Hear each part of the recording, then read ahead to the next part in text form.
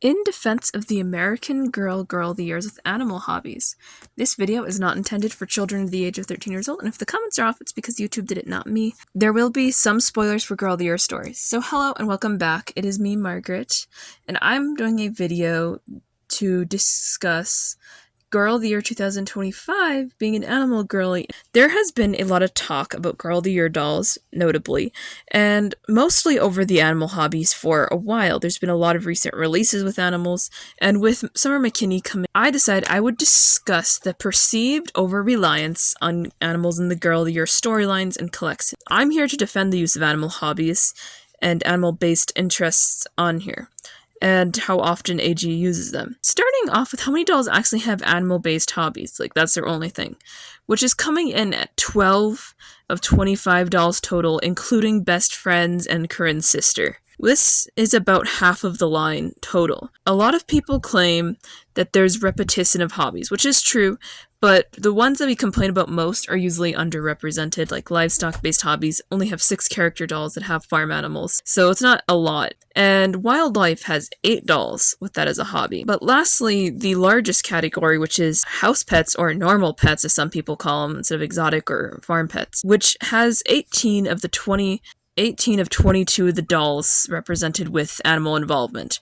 Remember that this includes every single Girl of the Year character, and most of which have overlapping hobbies and storylines to some degree. On the note of house pets, most often they are dogs and cats. There are 15 dogs, most of which having toys produced of them, with the exception of a few. Only a few of them were not actually made into toys. And then there's 9 cats to mention, which only had 4 of those made into products that were available to purchase.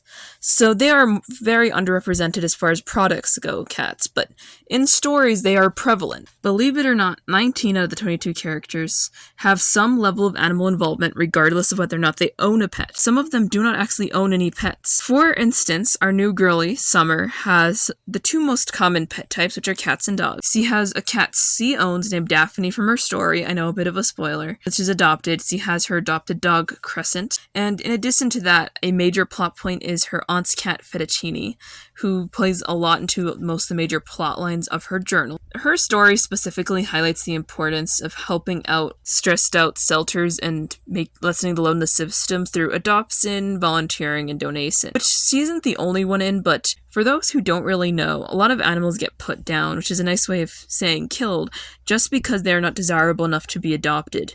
Most of the animals produced by American Girl are desirable, adoptable animals that most people will want. That's a bit of a problem in a way. Fettuccine is a very desirable cat, and Crescent is a very desirable dog in shelters. Crescent wouldn't be there very long without having major behavioral or health issues in a shelter, for instance. So for her, she still saved a life by allowing a space for another animal to come through. But if you adopt the less desirable ones, black cats, black mixed breed dogs, they actually save more lives because they don't get put down. Another thing to take into account is that there are other stories that highlight the importance of helping these normal house pets. Kira fosters 2 kittens in her books. It's the latter half of her book, so naturally no one ever talks about it. And Corinne adopts a mixed breed dog named Flurry. Kira, Leah, and Joss highlight the importance of preservation of wildlife and wild place. Grace's dog is a street adoption, which is basically not an official adoption, but when you just pick up an animal and say, yoink, you're mine now and I will keep you. These are actually how the vast majority of pet adoptions go with the cat world, by the way. And this is also a pretty important thing that I feel like cannot be overstated. Because it never goes out of style to care about the world we live in. So that shouldn't be a complaint. And we are due for another travel girly in 2026, because that's been the pattern about every 5 years. These stories tend to have themes of wildlife preservation in some capacity. Circling back to Summer, see, like 66% of American households has pets. Most of those are dogs and cats. In the state Summer lives in, which is Maryland, only 48% of its residents have pets. Dogs are 31% of that 48% of pet ownership, and cats are 16%, so they're the dominant one, but dogs are almost twice as popular as cats. As of 2024, it's very common for kids to have pets. I want to bring up that he's a 10-year-old who actually dresses like a 10-year-old. Not common in this era, but it is a thing. I am going to mention, I personally really like AG pets. I have a special liking for American Girl cats, which are rarely actually produced as purchasable products from AG, with only 4 of those 9 cats being made into something you can buy, in comparison to the dogs, which was like, I believe 15 of 18 dogs were made into pets. So that's a higher number there. I do actually have some level of trauma around dogs, especially big and medium dogs, because they tend to horrifically kill my chickens in ways that I cannot describe on the internet. So, another thing that people bring up is there aren't enough girls without pet involvement.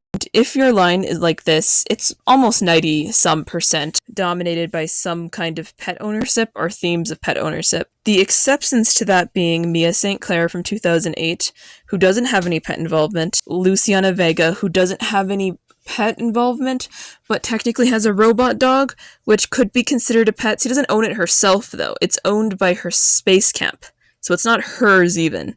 It's just there, and it's not a real living animal, so I'm going to count as no real pet involvement because it's not a flesh and blood creature.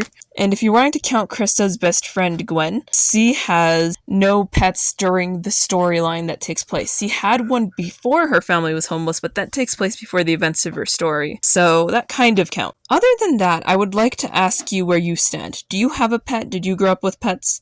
Statistically speaking, there's a very high likelihood you currently have a pet or have had a pet in your lifetime.